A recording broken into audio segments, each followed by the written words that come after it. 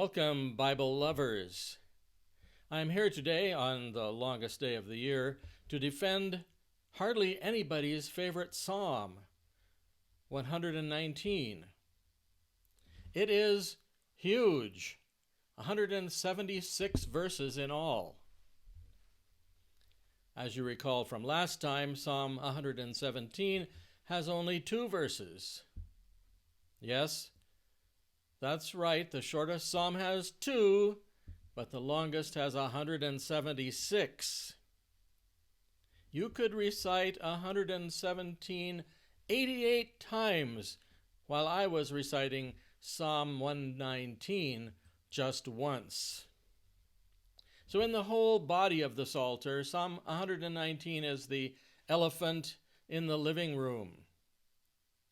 It has 8 lines for each letter of the alphabet, a structure scrupulously maintained. The psalm manages to be very impressive without being very endearing. However, one man was the exception. One man by the name of William Wilberforce. As a member of Parliament, he fought tirelessly for 30 years for the abolition of the slave trade. Every day he walked from home to Parliament House reciting to himself Psalm 119 in its entirety. He saw something in this psalm that others did not. For his sake and by his example, we should take a fresh look at this psalm. Here is verse 1, which I believe holds the key. Ashrei thamimei darech haholchim b'torath Adonai. Blessings belong to those perfecting in the way, those walking by the Torah of Adonai.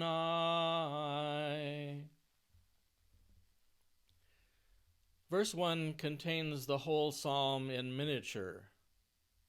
The key word of the whole psalm is Torah. Every verse contains that word or a synonym of it. This psalm is an elaborate, lengthy love song in honor of the Torah of Adonai, the law of the Lord. So, what was in the mind of William Wilberforce as he walked from home to Parliament and back? Well, he was a legislator himself and wanted to align British law with the law of God. He saw the slave trade for exactly what it was, an insult to the image of God in all humanity. One way or another, the slave trade violated all the commandments. First, free African citizens were kidnapped, stolen from their loved ones. Did this not violate the commandment, "Thou shalt not steal"?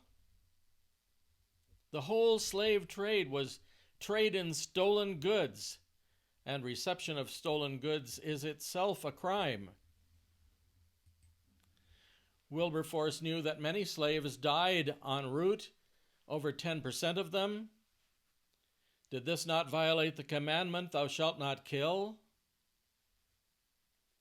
Wilberforce knew that the slave trade continued 7 days a week, every day of the year.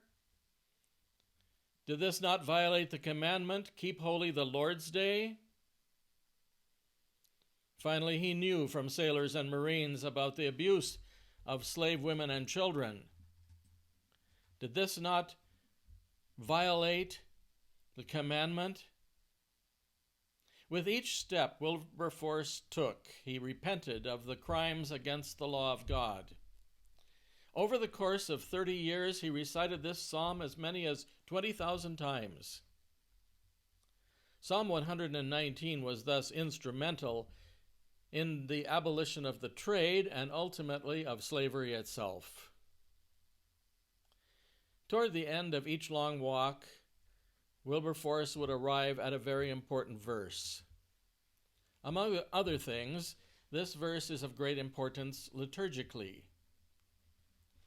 Shevar bayom halalticha, Al mishpatei tzidkathecha.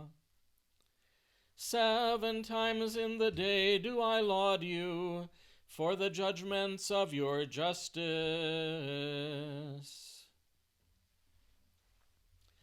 This verse seems to reveal the full structure of the divine praise in the Temple of Jerusalem. Psalm 55:18 indicates 3 hours of prayer at sunset and dawn and noontime. That was the structure of prayer for lay people. The prophet Daniel prayed 3 times a day. Psalm 119, on the other hand, shows that the priestly prayer was 7-fold. This distinction between 7-fold priestly prayer and 3-fold lay prayer survives into Christianity. The apostles kept praying at the lay times, as recorded in the Acts of the Apostles, chapters 3 and 10.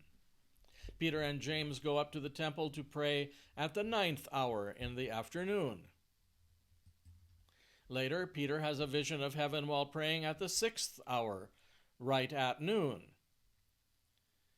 The monastic usage, however, kept 7 and even 8 hours of daily prayer. Verse 164, as we have seen, mentions 7 daytime hours. St. Benedict, however, arrives at 8 hours in chapter 16 of his Rule for Monks. He seems to do this by adding the nighttime prayer from verse 62. Media nocte surgebam ad confitendum tibi, super judicia justitiae tuae. At midnight I arise to laud you for the judgments of your justice.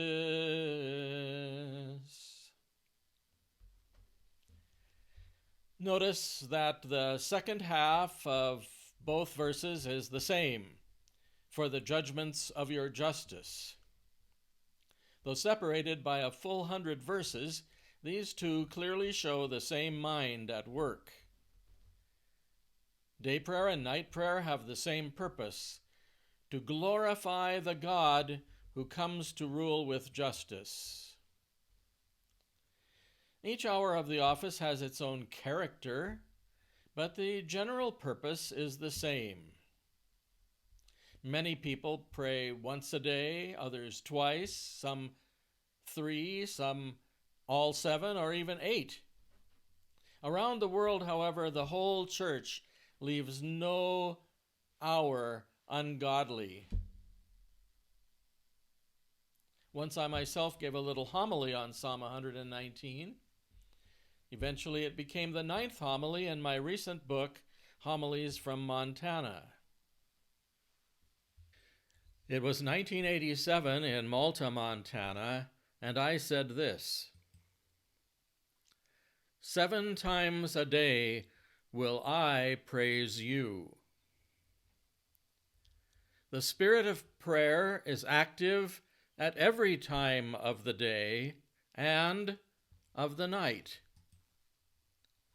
At break of day, first rays of the sun appear on the horizon, and human beings awaken to a new dawn. The spirit of prayer gives thanks for the gift of yet another day in which to love, to honor, and to serve. Sunrise is a time of prayer. In mid-morning, work reaches full speed. The spirit of prayer rejoices with those who rejoice at energies unleashed, resources harnessed, and potentials probed. Mid-morning is a time of prayer. At noontime, we take a brief but welcome break, sometimes at home and sometimes near the workplace. The spirit of prayer blesses the meal and gives thanks for it. Noontime is also, yes, a time of prayer. In mid-afternoon, activities begin to subside and thoughts turn to home and family. The spirit of prayer fosters the joy of human hopes. The middle of the afternoon is a time of joy, of hope, and thus of prayer.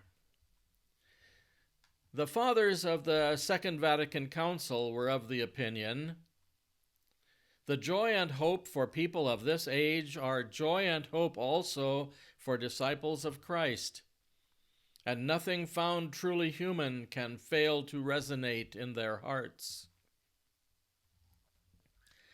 At sunset, we gather in our homes and celebrate the evening meal.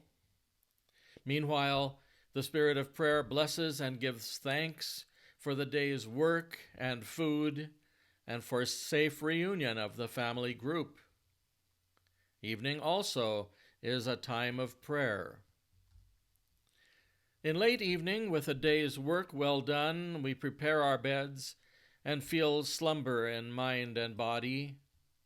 The spirit of prayer helps us examine our consciences, feel true contrition, and ask for angelic protection.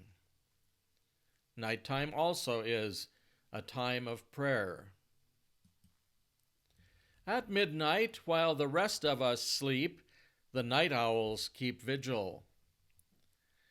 Even in the wee hours, the spirit of prayer is stirring to consecrate every quadrant of day and night. Through all the hours, Christians do what Paul advised: pray constantly. The shepherding psalm concludes, "I will live in the house of the Lord all the days of my life."